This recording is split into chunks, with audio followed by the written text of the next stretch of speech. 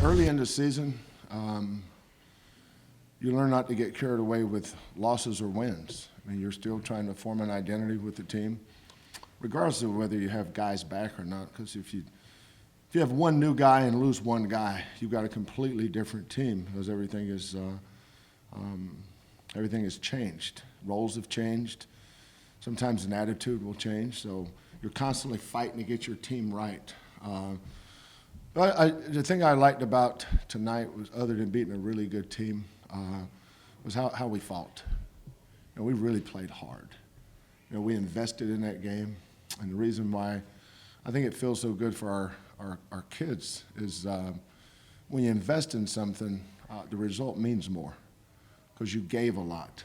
But when you just kind of go through the motions and win, there's not any euphoria or sense of accomplishments because you haven't invested. Well, we invested tonight, and we knew we had to. You guys saw Rhode Island. I mean, that team beat Cincinnati. That team, played Duke to a 10-point game. Their losses have been to Duke, at Providence, and at Valpo, just like our losses have been at LSU and at Arkansas.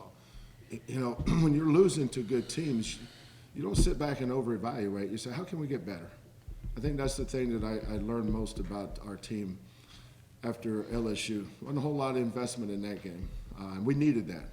We needed that kind of game because we're not good enough to go show up and beat anybody. But I think there was a sense of entitlement with the team that hasn't lost. They start thinking they're better than they actually are. And then Arkansas thought we fought. Obviously, losing Devin was a big hit in that game. But, really, really enjoyed sitting down. And Chick and I just had a conversation about his senior year and where he's at and expectations. And, he knew going into this game we were going to him. We established that on Thursday. Mm-hmm. That our game, we're going to go to Chicken. Rob is Rob. In close games, it's not a democracy. You don't throw the ball around, whoever gets it shoots it, unless you're a fearless freshman like Armani Brooks. But just proud of our effort tonight. This team will help us going forward because, this time last week, this team was ranked 21st in the nation. They were missing a key player, but so were we. It was two good teams fighting and scrapping. Whoever won this game was going to be a hell of a win for the team that won. I'm just glad it was us. Going along the lines of fighting early on in the first half, you guys fall behind. Kind of get close on the edge there, getting back into taking the lead. It's 1 point, 2 point deficit, and then he gets a big shot to early the second half to take the lead. How was it? Just the guys staying in it? And not but think about how they were scoring. They had 2 threes with 1 second on the shot clock. Think about that. Those are tough shots. That's where you've got to make sure that they understand. That's great defense. Sometimes you can play great defense and the ball still goes in. They hit another 3 there at the end where Chicken almost blocked the shot and it went in. But that was with 10 seconds on the shot clock. They scored 8 points off of our hustle. They couldn't get a shot. And then next thing you know, the guy dribbles back and falls away from 28 feet, makes a 3. Don't be dismayed over that. I'm just glad we didn't foul him because we almost did. Then Rob and Wes were fighting their tail off to get a rebound. They both had it. Next thing you know, it pops loose. They get it and throw it in. That's 8 points. So I knew that over time, if we kept fighting, that stuff will even itself out. The key is to keep fighting. Kelvin, you were long lines of executing and being involved in the game. These two guys, you had 30 free throws, and these two guys shot 26 of them and made just about every one of the free throws. Just talk about that aspect of the game. Well, obviously for us, when we go small, part of our thought process about going small is getting to the free throw line. When we talk about getting to the free throw line every single day. But I give Chicken a lot of credit. I'm really, really proud of the time that he spent. I think Chicken knows he was a better free throw shooter than he was last year, but it comes back to investment. If you invest $50, then you're going to get the interest off $50. If you invest $5,000, you'll get the interest off $5,000. What happens if you invest $50 million? Now that's time. That's an investment. So we challenge Chicken, invest $50 million in your free throws, and then look at the interest from that. Tonight was the interest off $50 million that he spent. And Rob 14 for 16, Chicken 11 for 12. They're both capable of doing that. But the thing I loved about them was that, usually you have one guy you can go to. Well, tonight we isolated Chicken on the baseline. He got fouled. We isolated Rob on the sidelines, the middle of the floor. He got fouled. And then Rob made the right play, too. This time last year we were trying to get Rob to learn how to be a basketball player. Now he's learning. His judgment and his decision making has improved exponentially since last year. Both these guys. We get Devin back, and we keep growing these other guys. That's why I think this team has a chance. Not right now. We're nowhere near as good as we're going to be later on, but we're headed in the right direction. Coach, we're in the second half, 4 minutes in, you took the lead. Did you do any adjustments at halftime to switch some things around? Just our zone. And then offensively, it wasn't going to be a democracy. I told them to make sure we knew. The biggest thing is when we go small and they put a big on Dot, we want them to switch. And if they switch, then those are screens that we try to slip, which gives Rob an angle to get downhill. Now, if they don't switch, then Rob throws it back for a pick and pop. And that's how Chicken was scoring, and that's how Dot was getting a couple of threes, because Rob made the right play every time. When we slipped it, he got downhill. When they guarded it with a show or a hedge, he threw it back to the screener. So those were the only things we did. But sometimes when you go traditional, you give something up. And then sometimes you go small, you may give something up. But you also gain something. And whatever it is you're going to gain, let's make sure that becomes an advantage. And I thought our guys did a great job of that. This is for Rob. Rob seemed pretty physical out there tonight. Comment on that? It's all a result of practice and all a result of just watching film of myself with Coach Sampson and the other staff. And, just believing that, I can go get the rebound. So that's all it comes down to, just attitude. Just chose to make a move. Rob, you guys have faced some tough games. Did you learn something about your team today, being able to fight through this? I didn't learn too much that I already knew. I believe in all of these guys, and I think they're great fighters, especially when they get mad or they choose, I'm about to do something about what's going on. So I didn't learn too much. Just hopefully they learned something about themselves, that we can compete at this high level every game. You mentioned the last game where you had that big first half and the team didn't need you to score 30 points in the second half. So today, like Coach was saying, democracy, who's going to take the shots. So kind of feel a little different in terms of between you and Chicken and the scoring. Well, they were fouling us a lot. We were getting to the free throw line for some easy points, but late in the game, me and Chicken or Dot, we usually have a good matchup that we can attack to not only get ourselves shots, but get the team good shots. So late in the game, Coach Sampson just liked me and Chicken's matchup, and he thought our ability to get fouled or get an easy bucket would be the best option. So that's what we went with. Chicken, what was your confidence level like out on the court? And you start going early, and you know that it's going to be you and Rob. Basically, you told that you start making your shots, you make the free throws. What's your confidence level like? Just how's it go? Is it improving during the games? I got this type of thing. I already had my mindset from the day before, really, after talking to Mikhail. So I was locked and ready. Yeah, Chicken, when Coach mentions investment and 4 years in or 4 plus, do you see what's become? My improvement, Just everything just from top to bottom. yeah. I'm seeing a lot lately, but I still got a lot of work to do. Still got to be a better rebounder. So Attaboy, Chicken. I always got something to work on. You came down hard on one of those plays. It looked like for a minute you weren't even going to be able to stay in there. You were grabbing it, but then I think a couple of trips down the floor, you get a dunk or two.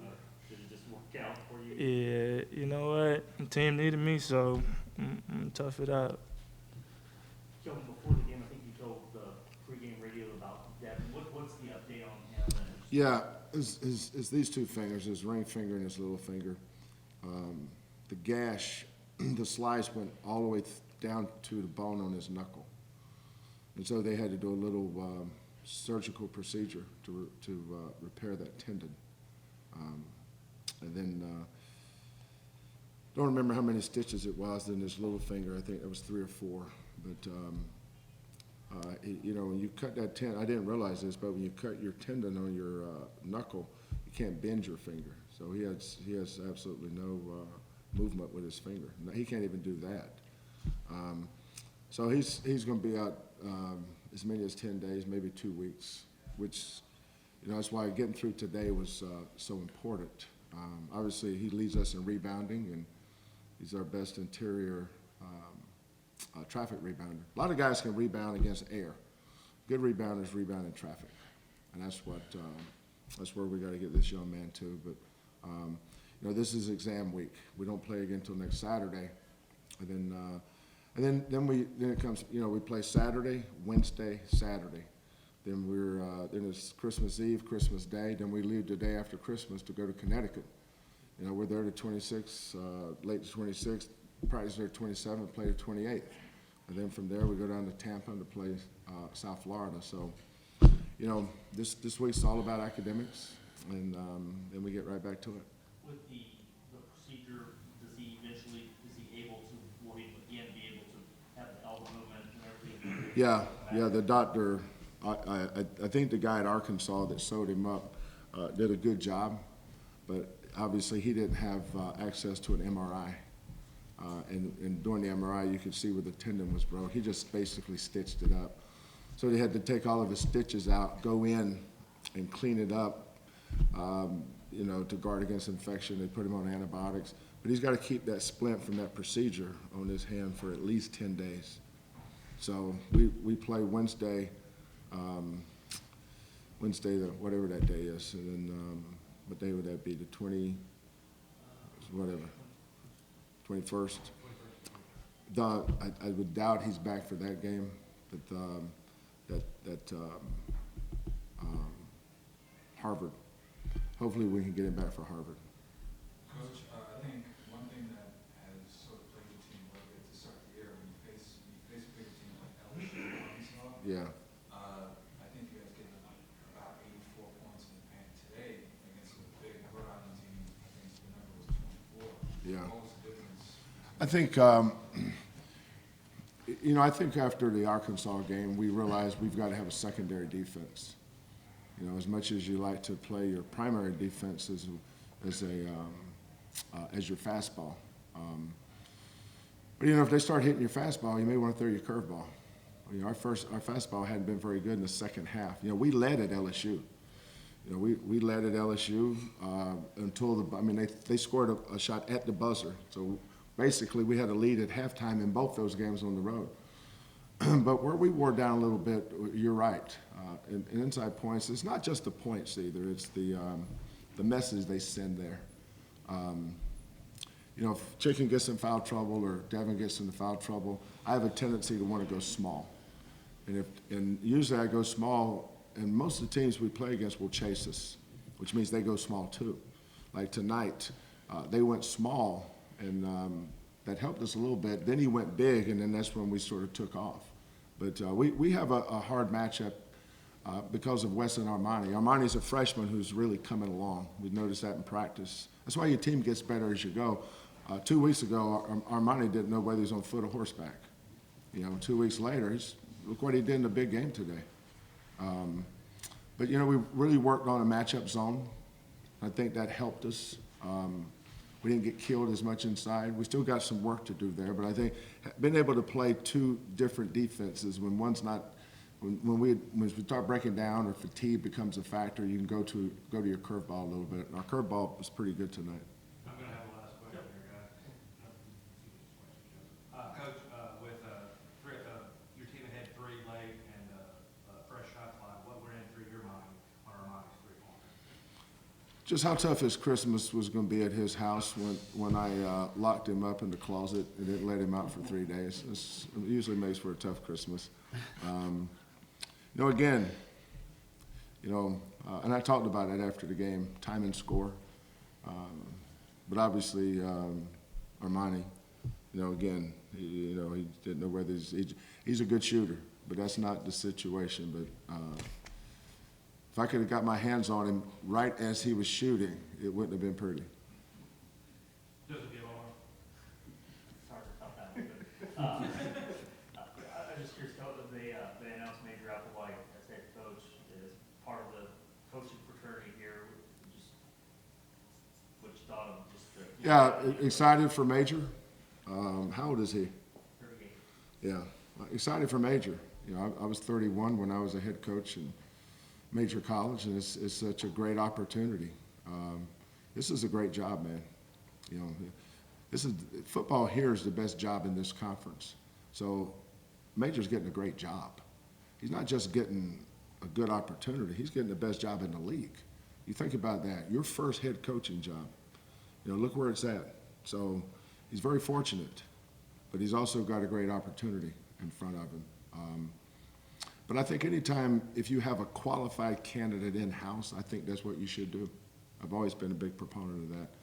And I trust Hunter and Tillman and Dr. Couture. You know, it's not like they didn't do an exhaustive search.